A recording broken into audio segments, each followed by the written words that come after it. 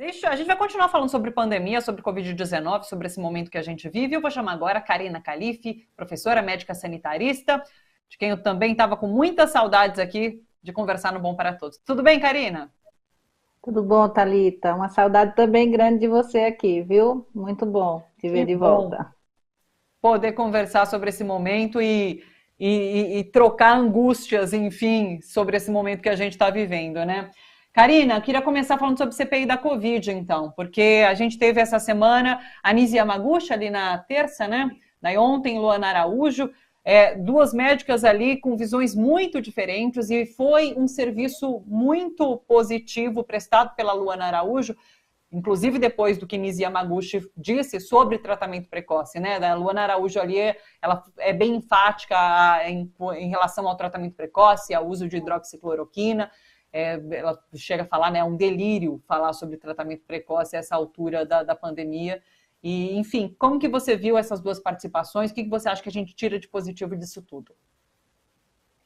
Olha, Thalita, inicialmente dizer que eu acho que ontem foi muito importante que aquele depoimento tivesse existido, né?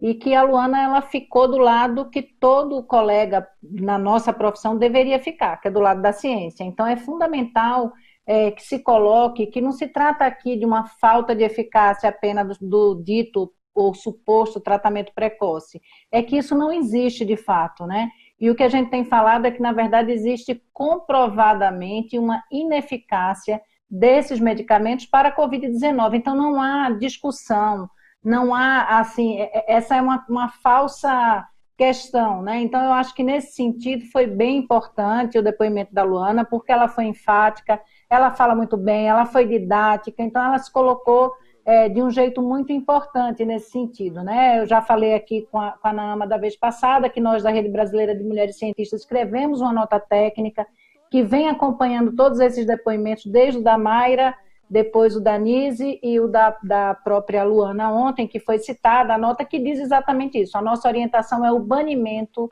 dessa coisa sem sentido que é o tratamento precoce, porque não há, assim, ao contrário, há evidências de que é ineficaz. Então, a gente tem que passar essa página e seguir.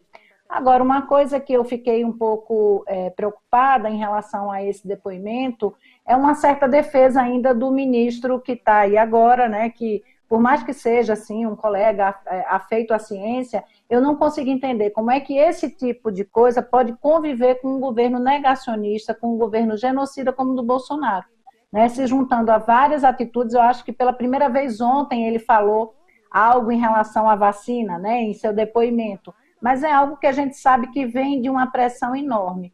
O depoimento da Nise assim, lamentável, né, eu me solidarizo do ponto de vista feminino, porque eu acho que as pessoas também são muito agressivas quando é uma mulher que está à frente falando os absurdos que outras pessoas falam, mas não tem sentido uma médica, uma pessoa com a formação dela, e há uma defesa de algo que não há evidência. Então, não é que é uma dúvida, não tem evidência, não pode fazer isso, né? A questão da autonomia médica, ela se limita a possibilidades eficazes para os seus usuários, para os seus pacientes. Você não pode ter autonomia de testar na vida do outro, você não pode ter autonomia de usar algo que sabidamente é ineficaz. É muito diferente do início da pandemia para agora.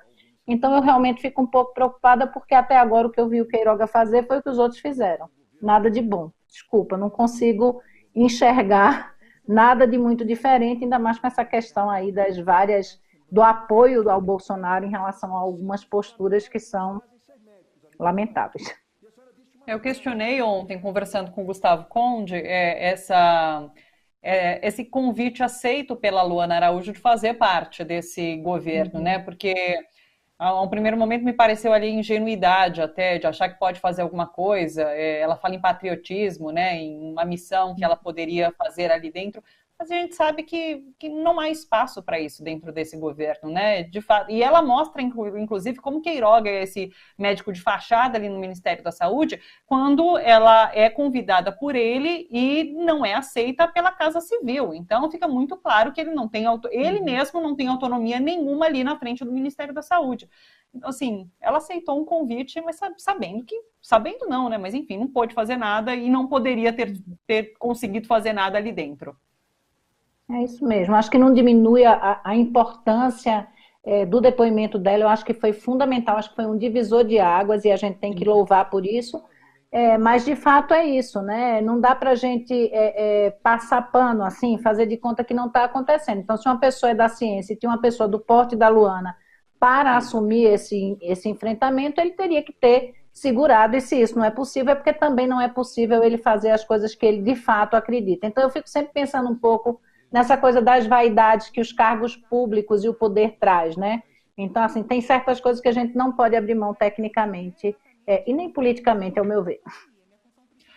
Karina, outra coisa que chamou a atenção nesse depoimento dela, que eu vi sendo comentado, inclusive, foi que ela revelou que ela seria a única infectologista nessa equipe de Marcelo Queiroga. O quanto um infectologista é necessário numa equipe como essa? Assim, um ou mais, né? Eu pergunto. Veja, eu acho que tem uma coisa que essa pandemia trouxe para a gente, Thalita, que é a importância da interdisciplinaridade, ou seja, da agregação dos muitos e vários conhecimentos. Eu acho que é fundamental ter infectologistas numa equipe de enfrentamento a uma situação como a pandemia, assim como é fundamental a gente ter epidemiologistas, pessoas que são formadas na área de políticas públicas, sanitaristas. A gente está falando do país de Oswaldo Cruz, de Carlos Chagas, né? Então, não dá para a gente achar que serão só os especialistas, as pessoas da atenção básica, da atenção primária e a medicina de família e comunidade, que são pessoas que vão poder fazer essa articulação, esse manejo, esse cuidado de quem está. Então, tem muita coisa, e se articulando, inclusive, com outras áreas do conhecimento, como a comunicação, por exemplo, como vocês. A comunicação é claramente algo falho nesse governo, como outras questões em relação à economia, que a gente já falou aqui, mas mesmo na área da saúde, a gente precisa de uma... Não dá para a gente ser arrogante e achar que se tiver 1000 infectologistas você resolve. Mas também não dá para a gente dizer que não tem infectologista. Isso é um absurdo, a gente tem que ter uma junção de conhecimentos de várias pessoas aí à frente de uma tarefa tão complexa como essa. Porque se fosse fácil, o mundo já teria resolvido.